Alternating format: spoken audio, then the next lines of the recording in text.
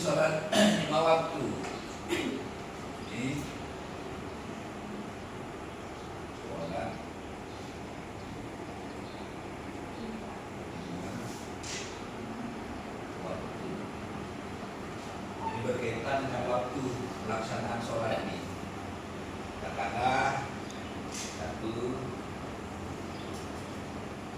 sholat subuh ya.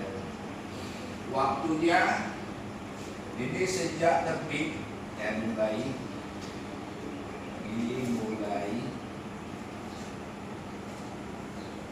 sejak terbitnya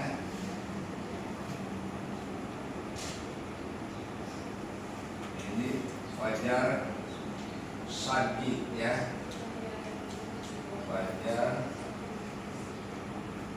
shadiq. Fajar ini ada dua. Ini fajar ini ada dua nih. Fajar ada dua. Pertama fajar kazim.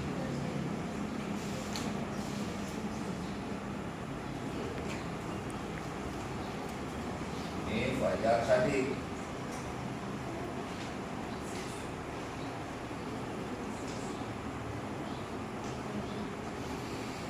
Kalau fajar kazim ini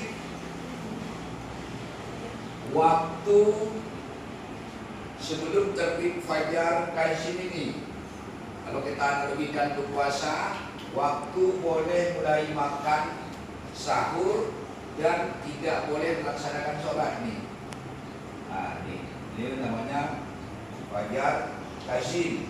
Ketika Bilal bin Rabah mengumandangkan sholat, mengumandangkan azan yang pertama, ya, waktu salat subuh. Ini, jadi mengumandangkan azan ini siapa? Bilal bin Rabah. Bilal bin Rabah.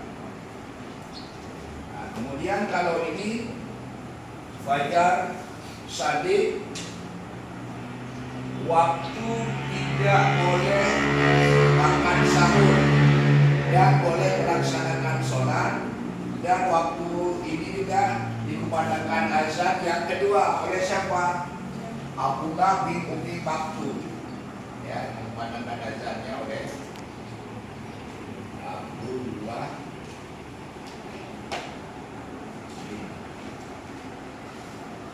bin Umi Maktum.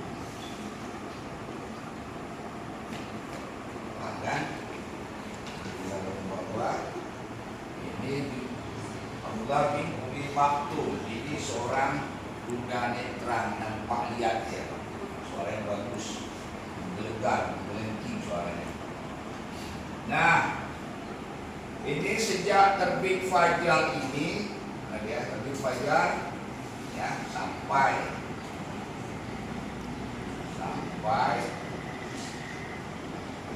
terbitnya matahari ya.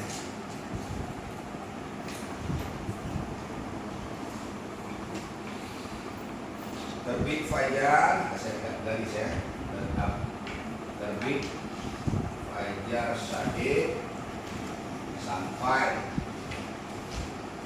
terbenamnya terbitnya matahari. Waktu pelaksanaan subuh. Lalu yang kedua, mana saya tulis? Sini ya. Kedua, sholat zuhur. Sholat zuhur ini waktunya dimulai sholat zuhur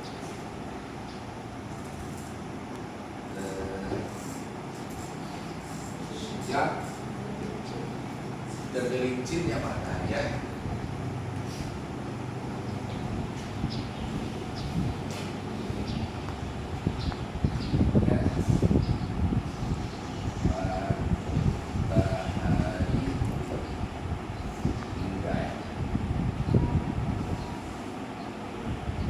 Sampai bayang-bayang sesuatu sama dengan bayangan sesuatu benda itu bayangannya sama, atau satu tonggak panah. Satu pemain ada tombak, satu tombak itu tinggi, bayangan itu setinggi, kalau kita berdiri setinggi kita. Matahari juga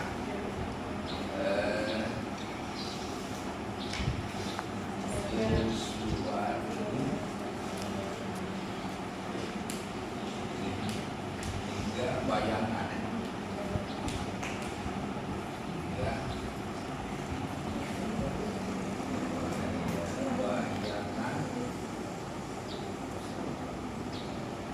sama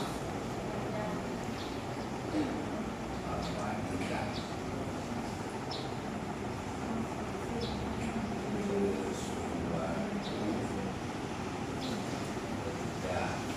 atau tombak boleh, tombak atau orang boleh. Di ukuran itu pelaksanaan salat zuhur ya, sejak tergelincir matahari sampai bayangan setinggi tombak atau setinggi sesuatu benda tersebut.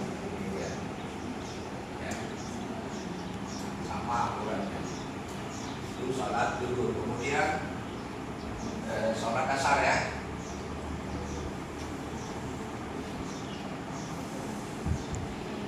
Sholat asar dimulai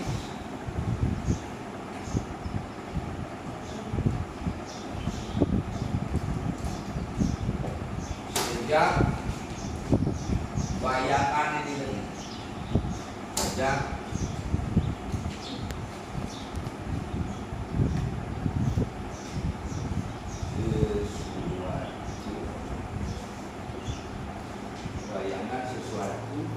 bayangan sama dengan bayangan itu maksudnya sama tingginya ya.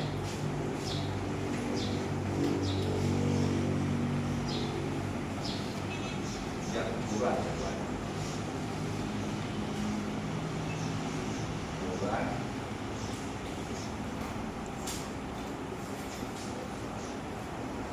yang sesuatu.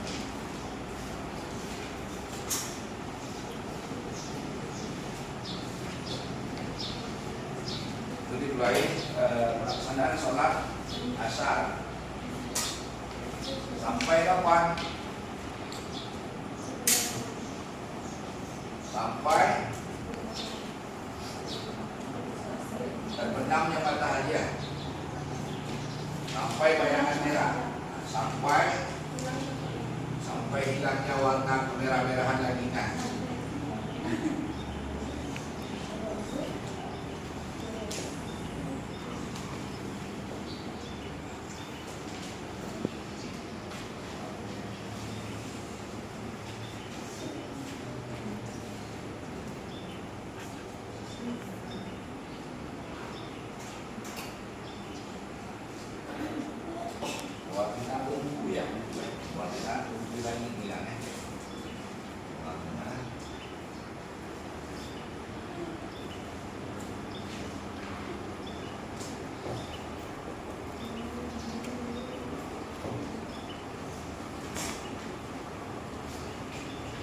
Nampaknya ya, mau hilang bayangan bulan itu mau hilang. Kemudian yang keempat, sholat biasa ya,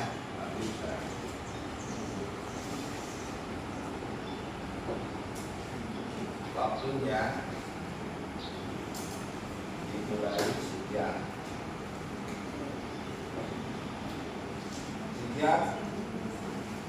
ini yang dilaporkan ini.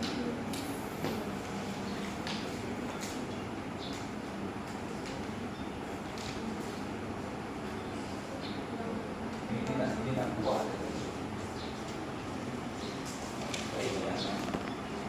sampai kelihatan sampai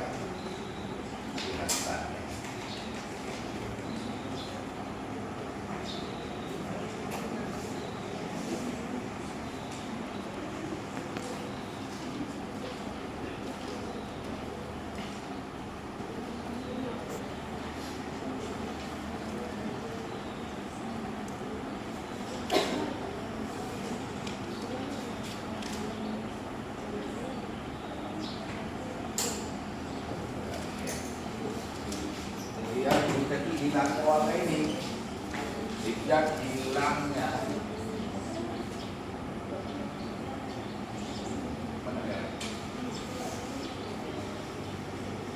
merah-merahan, merah-merahan ya.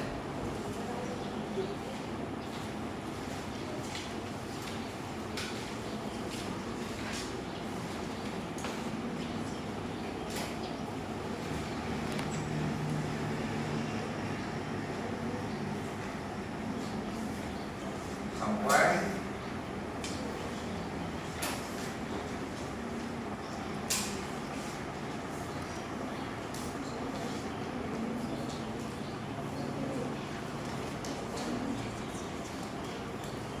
ke-6 ya.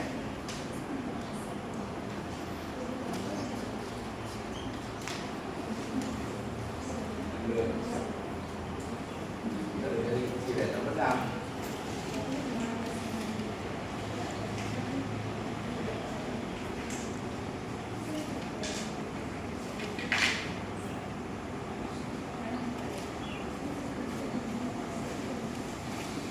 Kemudian bisa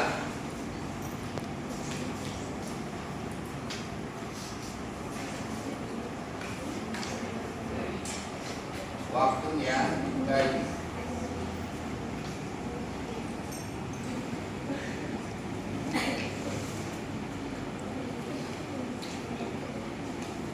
terbenamnya matahari sampai tengah malam.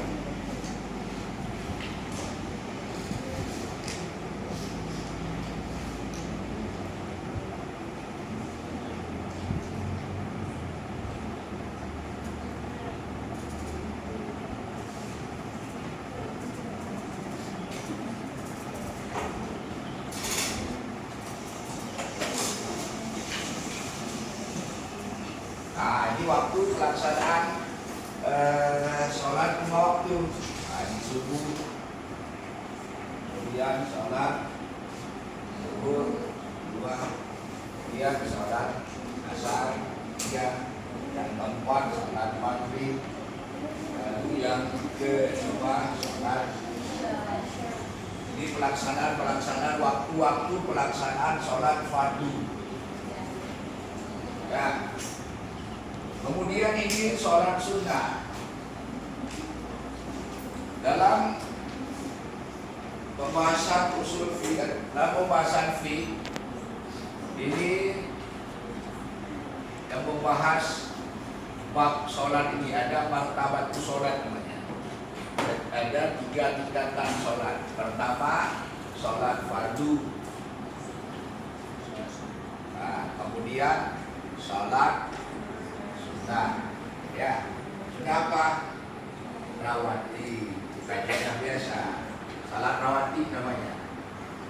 Pertama sholat wajib atau fardu yang 5 waktu ini. Subuh berapa? 2 rakaat. Subuh 2 rakaat. Ini fardu.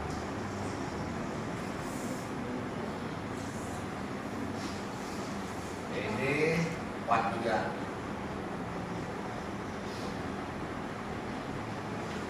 Ini 3.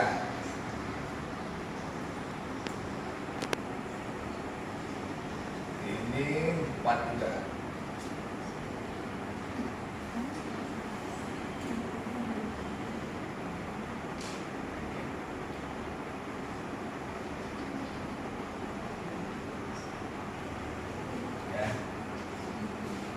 Lalu yang kedua, tingkatan sholat itu ada namanya sholat sunnah rawati. Rataba yuratibu, tartiban, beriringan, berkaitan, masih dekat waktunya. waktu pelaksanaan sholat. Ada namanya salat sunnah rawatib, qobliyah, ada ba'diyah, itu rawatib. Itu level tingkatan sholat yang kedua. Lalu kemudian yang ketiga baru salat-salat sunat selain rawatib, qobliyah ataupun ba'diyah. Contoh salat sunnah pakai tahiyatul masjid. Pakai usalli boleh enggak boleh? Kalau usalli fardhan, usalli sunatan tahiyatul masjid rakataini lillahi ta'ala. Ya, ada salatnya salat sunat. Usalli sunatan tahiyatul masjid rakataini lillahi ta'ala, 2 rakaat. Ini salat sunat tahiyatul masjid, salat yang dilakukan oleh Rasul dan para sahabatnya dan para ulama. Ini bagus, salat ini memuliakan masjid. Asal ketika kita masuk masjid, lakukanlah, laksanakanlah salat sunat itu memuliakan rumah Allah, memuliakan masjid, tempat beribadah kita. 2 rakaat. Nah, setiap masuk di masjid, jangan masuk masjid tidur, jangan. Umpamanya ada acara, pelaksanaan pernikahan seseorang di masjid, kita menghadiri acara pernikahan tersebut, masuk masjid, sholat 2 rakaat. Kemudian lalu ada sholat sunat berikutnya, sholat sunat wudhu. Selesai selepas kita mengambil wudhu, sholat sunat 2 rakaat. Sholli sunatan wudhu rakataini lillahi ta'ala, 2 rakaat juga. Lalu sholat sunat apa lagi? Umpamanya sholat sunat taubat, sholli sunatan taubat rakataini lillahi ta'ala, ataupun sholat sunat ketika memasuki bulan Ramadan, salat sunat tarawih, sholli sunatan tarawih, 2 rakaat kan? 2 rakaat laksanaannya. Sholli sunatan tarawih rakataini, kita ikut imam itu ya. Karena disudahkan sholat tarawih itu, jumhur ulama sepakat bahwa pelaksanaannya itu berjamaah, kolektif, dilaksanakan di mana? Di masjid. Rasul keluar 3 malam, hanya 3 malam. Kenapa tidak keluar sampai penuh? Sahabat bertanya, ya Rasul, pas datang tiba-tiba nggak ada engkau ya Rasul. Rasul menjawab, dikhawatirkan, ditakutkan nanti sholat itu menjadi sholat wajib. Nah, kalau Rasul keluar selalu, sholatnya menjadi sholat wajib, maka Rasul tak keluar malam yang berikutnya, hanya 3 malam saja. Oke, ini tata cara pelaksanaan sholat subuh 2 rakaat ini. Ada namanya sholat fardiyah. Fardiyah itu sholat sunat. Ada sholat sunat munfaridun ya. Munfaridun, fardiyah, munfaridun. Salat fardu tapi dikerjakan sendiri. Salat fardiyah munfaridun. Salat fardu atau salat wajib yang dikerjakan sendiri. Salat sendiri kan. Pokoknya begitu masuk waktu salat subuh, kita sendiri salat. Nah, kalau berjamaah rame-rame ada imam. Nah, kemudian tata cara salat ini bagaimana? Berjamaah. Sahabat bertanya kepada Rasul, ya Rasul, bagaimana cara kalau kita rame-rame? Siapa yang kita sodorkan jadi imam? Kata Rasul apa? Absohuhum, yang fasih bacaannya. Yang paling fasih di antara kaum 8 orang, yang paling bagus bacaannya, fasih bacaannya, dia disodorkan jadi imam. Lalu sahabat bertanya, ya Rasul, kalau sama-sama fasih bagaimana? Ya Rasul ini sama-sama fasih. A'lamuhum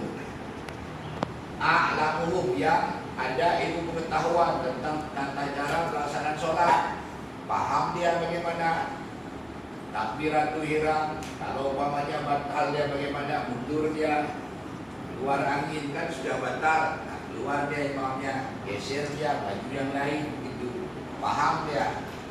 Kata Rasul, a'lamuhum. Sahabat bertanya lagi, ya Rasul, sama-sama paham ya Rasul, ilmunya sama-sama mentoknya sama. Apa jawab Rasul? Aktaruhum, yang lebih tua umurnya. Umpamanya kita ada tua umur, tapi ada seorang anak muda tapi dia mentok 30 juz. Nah, dia kita sodorkan. Nah, jangan kita kita masuk, kita tua tapi bacaan kurang, ilmu pengetahuan kurang. Nah, sodorkan yang muda tadi, walaupun dia muda umurnya. Lalu kemudian sahabat bertanya, ya Rasul, umurnya beda-beda tipis ya Rasul. Apa jawab Rasul? Awaluhum hijratan. Maksudnya ahlul Korea, asolu kalau bahasa Aceh. Aso masjid. Orang yang awal tinggal di daerah tersebut. Nah, jangan datang kita karena kita hebat masuk terus jadi imam. Jangan. Ada imam Korea, imam desa namanya. Imam masjid itu imam kampung. Itu lebih berhak daripada kita tamu. Datang kita petantang petenteng langsung masuk ngambil mikrofon, gantung apa di telinganya ini, jadi imam boleh, nggak bisa.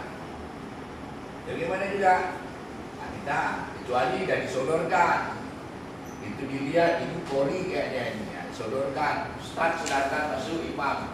Baru jangan datang petantang petenteng langsung masuk jadi imam, nggak boleh. Ada aturan etika pelaksanaan sholat. Nah, ini paham tak kira-kira?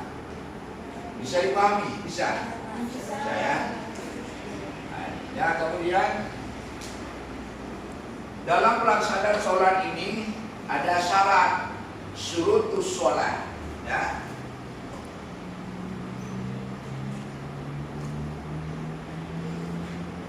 Syurutus sholat.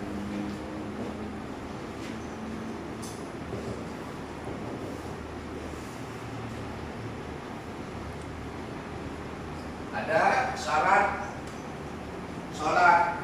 Syarat berkaitan dengan sholat ini ada dua. Pertama, ini syarat sah sholat. Sah sholat. Yang kedua, wajib sholat. Syarat wajib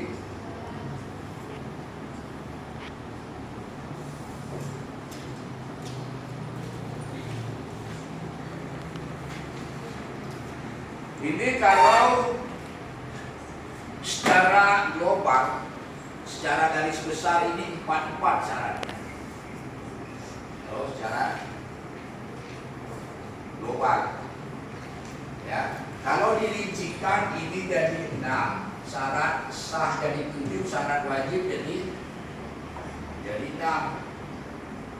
Namanya syarat sah sholat. Syarat sah sholat 1, pertama menghadap kiblat. Menghadap kiblat ke mana? Ke Masjidil Haram. Di mana Masjidil Haram? Di Makkah Al-Mukarramah. Ada masjid, satu Masjidil Haram, di dalamnya itu ada Ka'bah, di dalam Ka'bah ditutup dengan kiswah, ada lempengan batu surga, Hajarul Aswad namanya. Batu yang pernah Allah turunkan dari surga hanya 2 batu.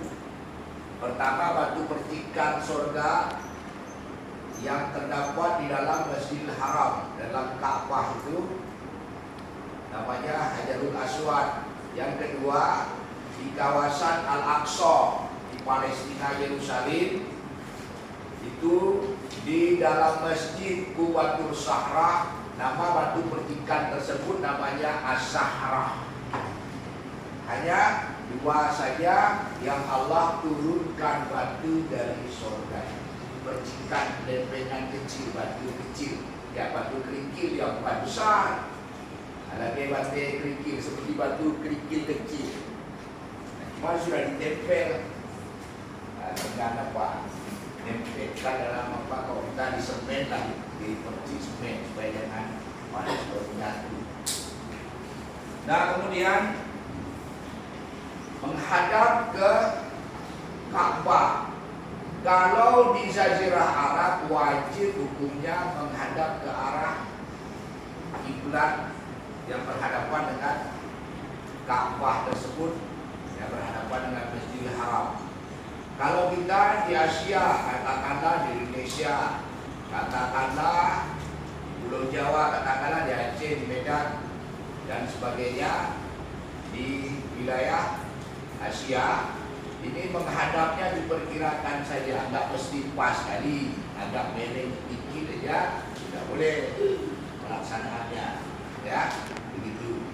Nah kemudian awal-awalnya sholat kita waktu pelaksanaan sholat pertama dilaksanakan oleh Rasul dan para sahabatnya menghadap ke Palestina Yerusalem selama 17 bulan, selama setahun 5 bulan menghadap ke arah Palestina Yerusalem. Lalu orang Yahudi mengolok-olokkan Rasul, "Ya Muhammad, apa juga hebat kau, sholat saja menghadap arah kami, puasa kami, puasa Asyura, puasa 1 hari di tanggal 10, Asyura itu isu, Asyara, ya, puasa di bulan Muharram tanggal 10, tiap bulan Muharram, tiap bulan awal, ya, kita berpuasa. Waktu Rasul dulu, para sahabat berpuasa mengikuti Rasul. Rasul bertanya pada orang-orang Yahudi, "Kenapa kau berpuasa?" "Kami bersyukur terhadap Nabi Musa diselamatkan dari pengejaran Fir'aun laknatillahi alaih di Laut Merah, maka mereka berpuasa." Mereka berpuasa karena diselamatkan Nabi Musa, Nabi mereka, oleh Allah dari pengejaran Fir'aun laknatillahi alaih, maka mereka berpuasa. Nah kemudian karena diolok-olok sholat menghadap mereka, turunlah perintah sholat, "Fawalli wajhaka syatral masjidil haram" di bulan Sya'ban. Bulan Sya'ban bulan ke berapa? Bulan ke berapa? 7. Yang betul saya dulu. 8. Bulan ke-8, 9 Ramadan, kan betul? Muharram, Safar, Rabiul Awal, Rabiul Akhir, Jumadil Awal, Jumadil Akhir, Rajab, Sya'ban, bulan berapa? 8. Bulan ke-8 turun perintah menghadap sholat ke arah kiblat. Waktu itu Rasul sedang melaksanakan sholat zuhur bersama para sahabat di masjid yang bernama Masjid Bani Salamah. Masjid Bani Salamah itu masjid yang tanah beserta kepemilikan rumah yang sah milik Bani Salamah yang dihibahkan kepada baginda Rasulullah Sallallahu Alaihi Wasallam untuk dijadikan masjid, dinamakanlah Masjid Bani Salamah. Dan di Masjid Bani Salamah tersebutlah baginda Rasul melaksanakan sholat zuhur baru 2 rakaat. Lalu turunlah perintah, "Fawalli wajhaka syatral masjidil haram", berpalinglah Rasul bersama para sahabatnya ke arah Masjidil Haram, ke Ka'bah, sampai sekarang, sampai akhir zaman. Nah kemudian masjid itu juga dinamakan dengan Masjid Qiblatain, masjid 2 arah kiblat. Pertama menghadapnya ke arah Yerusalem, Palestina. Lalu kemudian di masjid yang sama berubah arah kiblat sampai sekarang ke Masjidil Haram di Makkah Al-Mukarramah.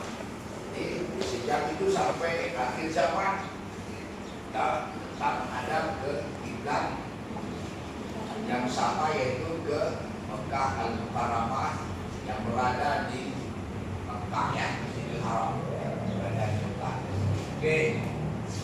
Kemudian ini masuk waktu sudah, menghadap kiblat sudah arahnya. Kemudian masuk waktu dari ini.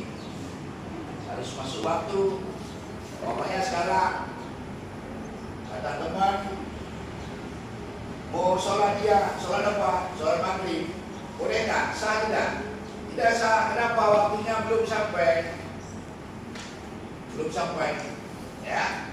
Makanya ada isyarah azan. Apa isyarahnya?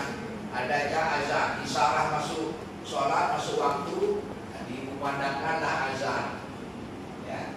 Dikumandangkanlah azan ini tanda bahwa waktu sholat sudah tiba atau sudah masuk, sudah boleh lakukan, laksanakan. Nah, kemudian berikutnya setelah menghadap kiblat masuk waktu, kemudian menutup aurat. Harus tertutup aurat kita dalam melaksanakan sholat. Kalau wanita atau perempuan yang boleh tampak apa sama apa, telapak tangan, dua telapak tangan dan wajah. Kaki dan tidak boleh tampak, harus ditutup. Ya.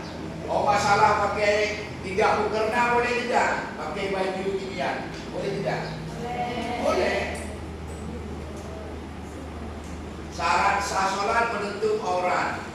Perkara dia nggak pakai mukena putih, mau hitam, mau pakaian yang model antum pergi kuliah ini sah.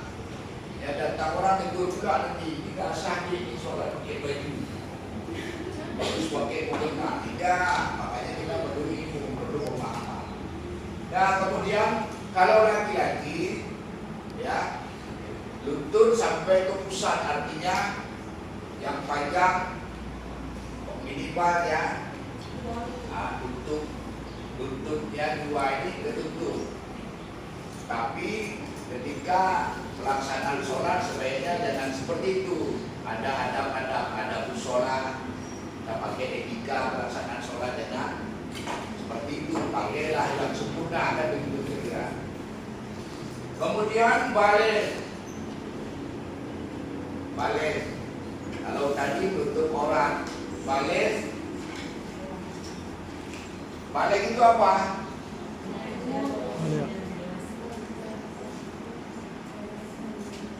Balik itu sudah standarisasi pelaksanaan sholatnya, sudah cukup. Balik itu kalau perempuan 9 tahun itu sudah balik sampai 15 tahun. Laki-laki juga sama, 9 tahun sampai 15 tahun. Kemudian ada ciri balik, 5 ciri balik. Kalau laki hanya 2, perempuan 3 ciri baliknya.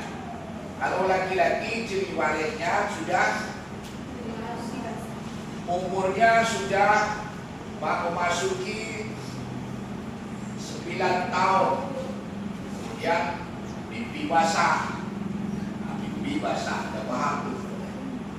Mimpi basah, sampai dengan mimpi basah. Oh, nggak ada mimpi basah, tapi umurnya ada 15 tahun, sudah balik. Nggak mimpi basah ya. Tapi umur sudah 15 tahun, sudah wajib ya sholat. Ada 2. Perempuan 3. Pertama, umurnya sudah memasuki 9 tahun. Siti Aisyah radhiyallahu anha, istri baginda Rasulullah sallallahu alaihi wasallam, awal usia baliknya ya 9 tahun. Sudah ini apa? Kalau wanita itu pertama 9 tahun sampai 15 tahun. Yang kedua keluar mani juga 9 tahun. Yang ketiga haid. Siti Aisyah haid ini 9 tahun usia, istri baginda Rasulullah sallallahu alaihi wasallam. Jadi 9 tahun itu sudah haid. Oh, tidak haid juga. Sudah 15 tahun tidak haid, sudah wajib. Sudah wajib dia melaksanakan perintah kewajiban Allah, kata sholat. Sudah wajib, ya. Kemudian lalu berikutnya akil. Akil ini artinya berakal sehat. Orang yang tidak sempurna akal atau orang gila lah. Nah, ini tidak masuk kategori syarat sah sholat, tak masuk ya. Nah, Ada masuk. Kemudian berikutnya suci badan, suci pakaian, dan tempat dari najis. Badan kita suci. Kemudian pakaian dan tempat atau serta tempat dari najis. Ini harus steril kita. Umpamanya ada darah kena di pakaian, di baju, di mukena umpamanya. Anda sholat tidak sah secara hukum. Cuci dulu. Gak perlu disamak dia. Ada najis ya disamak, ada yang tidak. Kalau yang disamak najis bukan nazah atau najis berat. Contohnya kencing anjing atau babi. Ya, hukum babi haram kan? Haram kan? Haram. Hukum anjing juga haram. Anjing laut halal. Halal. Babi laut halal. Karena kata baginda Rasul, segala sesuatu yang di laut itu halal. Masuk bangkai ikan. Tapi kalau bangkai anjing dan babi itu haram. Ya. Nah, kemudian babi dan anjing itu bagaimana hukumnya? Disamak. Bagaimana cara menyamak najis tersebut? 7 kali, 1 kali dengan air bercampur tanah, 6 kali dengan air suci yang menyucikan. Kenapa disamak dengan tanah? Apa sebabnya? Bakteri-bakteri yang ada di dalam tubuh anjing, liur babi, tubuh babi itu hanya steril, hanya mati bakteri kuman tersebut dengan tanah. Itu hasil penelitian pakar-pakar. Nyatakan demikian, maka disamak dengan harus ada air bercampur tanah. Di antara 7 campuran air tersebut, di antara 7 air tadi ada 1 campuran air tanah.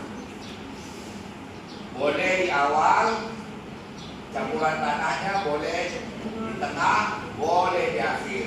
Tapi sepakatlah kita di akhir jangan kotor lagi dan dicuci lagi. Jadi di awal saja lah. Umpamanya bejana atau baskom, kriuk, gigitan anjing sama, ya, masjid atau rumah, tas, gigitan anjing sama. Nah, kalau umpamanya kering sama kering bagaimana? Kalau kering, tak apa-apa. Tak perlu dia tak apa-apa. Kata Imam Malik boleh. Tetapi Imam Syafi'i mengkhawatirkan kita tak tahu kapan anjing itu menjilat tubuhnya. Kata Imam Syafi'i. Kan lebih hebat lagi. Ya. Analogi Imam Syafi'i lebih hebat lagi. Kita tidak tahu kapan anjing itu menjilat tubuhnya. Sama lidah jilat. Masih beliau sini. Tak pegang kita. Itu jadi masalah. Kata Imam Malik, tak apa-apa kering sama kering. Kalau kering sama kering, anjing kering, kita kering, tak masalah. Ataupun anjing basah, kita basah, tak masalah. Kita mandi, anjing mandi di situ juga, tak apa-apa. Anjing basah, kita kering, bermasalah. Ataupun kita basah, anjing kering, bermasalah juga. Jadi liurnya itu, makanya yang disuruh apa? Air liur yang dibahas dalam kajian fikih, air liur anjing dijilatan itu bahaya. Nah, kemudian suci badan kita, pakaian dan tempat dari najis. Tempat sholat kita juga harus steril, ya, tak boleh bernajis. Umpamanya ada kencing, adik-adik kita umpamanya. Kalau lagi di bawah umur 2 tahun yang masih minum ASI ibunya, nggak makan tuh makanan lain, masih ASI, itu cara menyucikannya cukup dipencing saja, dipencing, kasih bersih, boleh kita sholat di situ, sah secara hukum. Kalau bayi itu perempuan, ya, ini tidak seperti itu. Bagaimana kalau hukum kencing bayi perempuan? Itu harus dikucek-kucek dikilas. Dikilas, dikucek-kucek, pakai rinsu terserah ya. Membersih, baru steril ya, sudah sah. Lalu kemudian kalau anjing dan babi, katakanlah anjing kalau dia orang dari jidat itu nggak bisa seperti itu ya, harus disama tempat dilantar. Paham kan? Lalu kemudian berikutnya suci dari hadas dan najis, yang lainnya syarat sah sholat. Suci dari hadas dan najis. Hadas ada dua, hadas kecil dan hadas besar. Hadas kecil ini sucinya dengan berwudu. Kalau hadas besar nggak cukup dengan berwudu, dia mandi janabah, mandi junub atau mandi besar, ya itu baru dia suci. Itu hadas kecil dan hadas besar. Setiap yang tidak ada wudu kita, katakanlah kita, setiap orang yang tidak ada wudu itu namanya berhadas. Hadas apa? Hadas kecil. Makanya di Al-Quran itu kita disunahkan kita mengambil wudu. Di Al-Quran kan ada tertulis la yamassuhu illal mutahharun. Jangan nyentuh Al-Quran sebelum kita bertaharah, bersuci, tapi wudu. Itu dia hukumnya, disunnah. Nah kemudian hadas besar. Apa hadas besar itu? Setiap orang yang mengeluarkan mani, contohnya berhubungan suami istri, itu berhadas besar. Kemudian ini harus dilanggar dengan apa? Dengan mandi junub, mandi besar, mandi janabah, atau mandi besar. Itu kalau buat mandi laki-laki umpamanya atau perempuan atau orang yang berhubungan suami istri. Kemudian berikutnya di samping hadas ada najis. Nah, seperti kita ulas tadi, kita rincikan tadi, ada najis itu 3. Kafafan, najis ringan. Bawahnya najis ringan. Bayi itu paling kurang juga. Kemudian najis sedang, tawasita, ya. Kemudian najis muhalladah, najis berat. Saya terangkan tadi yang saya ulas tadi urusan anjing, babi atau keturunannya atau susunya, ya. Nah kemudian syarat tadi, syarat sah sholat. Sekarang sholat wajib sholat ini. Pertama, kalau tadi nggak Islam, kalau sekarang sudah masuk Islam ya. Artinya syarat wajib sholat mesti sudah bersyahadat atau Islam atau Muslim. Kalau belum bersyahadat, ada orang, umpamanya kita di masjid datang tiba-tiba, saya mau bersyahadat masuk Muslim, itu hukumnya dia wajib perlu dua syahadatkan dulu. Supaya dia mana tahu kan hukum tak tentu, belum sempat bersyahadat tinggal kita masuk neraka berdosa kita, jadi syahadatkan dia. Umpamanya imam waktu mau di sholat itu ada mengatakan, Pak Imam saya mau masuk Muslim, saya mau sholat, tolong syahadatkan saya. Keluar dulu, jangan tunggu kami sholat kita syahadat, jangan langsung keluar, syahadatkan dia, asyhadu an la ilaha illallah wa asyhadu anna Muhammadar Rasulullah. Kemudian sudah selesai, kita sholat, dia ikut sholat boleh, tetapi tidak kamilin, tidak sempurna karena dia belum khitam. Itu melaksanakan dia apa masalah, tapi tidak termasuk kategori sudah sempurna, karena dia baru disyahadatkan. Tidak ada khitam lagi bagi orang-orang muslim. Nah kemudian setelah Islam akhir tadi berakal, yang tidak berakal tidak sah sholat. Lalu kemudian setelah akhir menuju orang, nah sama juga seperti syarat sah sholat tadi, menuju orang, nampak orang tidak sah sholat. Lalu berikutnya balik, nah sama sudah kita terangkan tadi, sudah kita uraikan, kita rincikan satu persatu. Nah, balik tadi yang berakal. Kemudian lalu berikutnya suci badan, pakaian serta tempat dari tadi sama juga sudah kita rincikan tadi.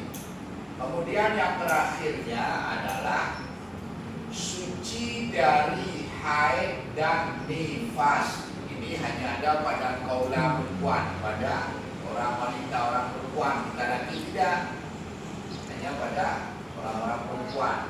Ini khususnya pada para wanita. Jadi wanita atau orang perempuan yang datang haid ini tidak sah sholatnya. Ya. Puasa bagaimana?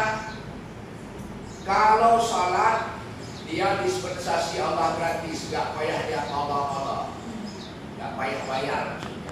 Sedangkan puasa ketika datang haid haram hukumnya, tidak boleh dia berpuasa. Tetapi wajib para wanita tersebut mengqadha atau membayar kembali puasanya. Tadi karena dia tidak berpuasa asbabnya karena datang haid. Sedikit-sedikitnya, sesingkat-singkatnya haid itu yaumin wa laili, satu hari satu malam. Paling apa umumiahnya 6 atau 7 hari. Paling akhirnya 15 hari. Oh, ada teman saya 20 hari, itu dah bukan haid lagi namanya. Sudah nama lain, darah juga, darah wanita. Jadi yang wanita yang keluar yang tidak sterilnya, yang tidak steril darah-darah pada wanita itu pertama istihadah, yang kedua kemutihan. Ada namanya haid pada wanita, itu normatif. Kemudian ada namanya wiladah, yang melahirkan, berentetan dengan melahirkan anak. Kemudian ada namanya nifas, setelah melahirkan, wanifas. Beda ya. Nah haid paling sedikitnya, paling minimnya 1 hari 1 malam. Kemudian umumnya 6 atau 7 hari. Paling lama 15 hari. Masa suci wanita berapa? Potong setengah daripada sebulan 30 hari, 15 hari waktu suci. Nah kalau keluar istihadah, darah istihadah, maka dia tetap sholat, netes, dicuci, mandi. Kemudian dia kalau sholatnya, dia lebih bagus kata para ulama menjelang waktu mau azan. Sedang azan itu mandi terus. Apa mesti begitu, apa wajib begitu? Tidak. Ini tata cara melaksanakan sholat bagi wanita yang istihadah. Ada waktunya mepet, takut nanti netes. Kalau cepat mandi, lama azannya, kan lama masih azannya, dia sudah mandi, kemudian menetes takutnya, maka begitu azan mandi terus, nggak sempat netes, begitu kira-kira. Kalau netes juga pakai pembalut atau penghalang, terserah Pak. Para wanita dan paham, saya nggak paham dari mana bebus, terserah Pak. Kapas, terserah lah. Ya, nah, itu sah. Keluar juga lagi sholat, keluar terasa kayak ini keluar ini. Ma'fu'anhu, dimaafkan Allah. Pada wanita.